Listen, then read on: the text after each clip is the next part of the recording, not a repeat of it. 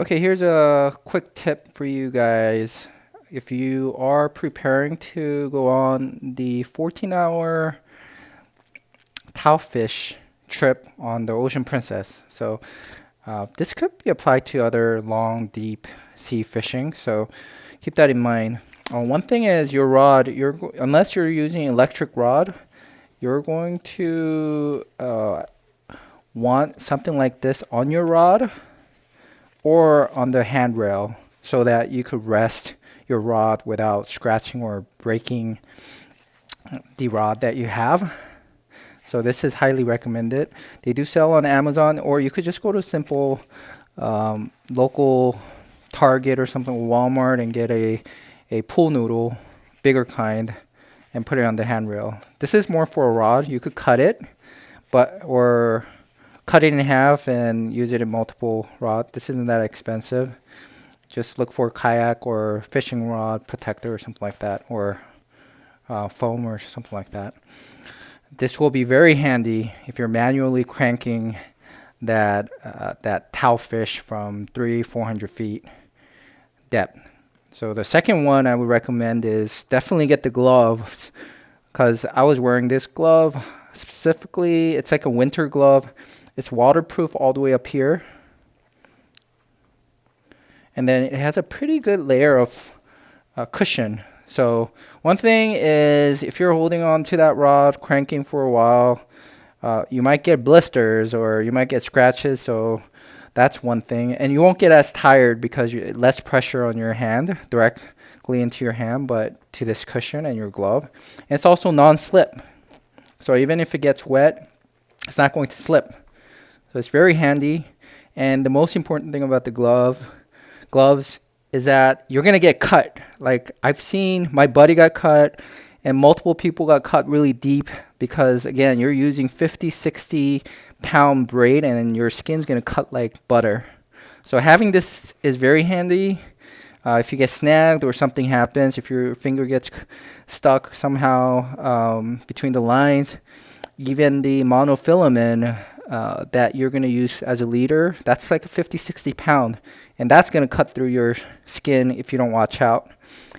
Plus, you might get tangled, and while you're untangling, which I would not advise you to do unless you're experienced, ask Jeff or Philomena, the deckhand, or the captain, if he's available, because you're going to get cut. But if you're, and plus it's really hard to untangle, but at least if you're stuck somehow and you're pulling the line, you're not going to get hurt using this glove. And when you're handling the fish, you don't have to worry about getting poked or I accidentally, while I was moving, the fish had its mouth open, I guess, and I was moving the fish to around the back to make a count. It grabbed onto my thumb like this, and I could feel that pressure. Because of this glove, I was fine, but without it, I can't imagine, like, my thumb could have been crushed. So I would highly recommend having a glove. In fact, any fishing in the winter especially, I would advise using it, because you're just thumbing the sea bass or other fish, I mean minus the flounder and bluefish. You're going to get poked and bitten and cut, like all kinds of things happen. If you like your hand to not sting at the end of the day, and have this cut and have to put a bandage all over your finger for the next week or so, wear the glove. Shear is this one. My buddy bought it on, I guess, a pair, and he gifted to me. And this is unbelievable, right here. This cuts through when you need to bleed your fish, or need to cut your bait or anything like that. It just cuts like butter.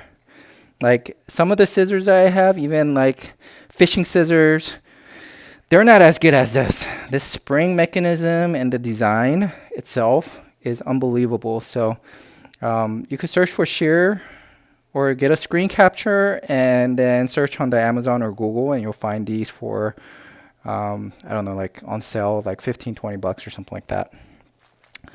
Hooks, I would advise just giving the tips to the mates and then let them set something up for you. And I'm pretty sure for the 14-hour fishing, I didn't see anybody lose their rig. So just expect to not have to change it. And if you do, the mates will be happy to do it. Just tip them well, at least 20% of how much you pay for the ticket. Do that math, or 20, 25% or 30%, if you could afford it. And then if you do insist making your own rig, which I do not recommend, get the circle hook. So circle hook has this little tip. And if you have further question about why, just talk to the captain and the mate. They'll explain it to you. And one of the big thing is you're not going to set the hook when you're in 300 plus depth. So yeah, that's one of the reasons, and there are many other reasons. Just ask them, and they'll be more than happy to explain to you. And then my daughter put this together for me, like a hygiene, medicine, first aid kit.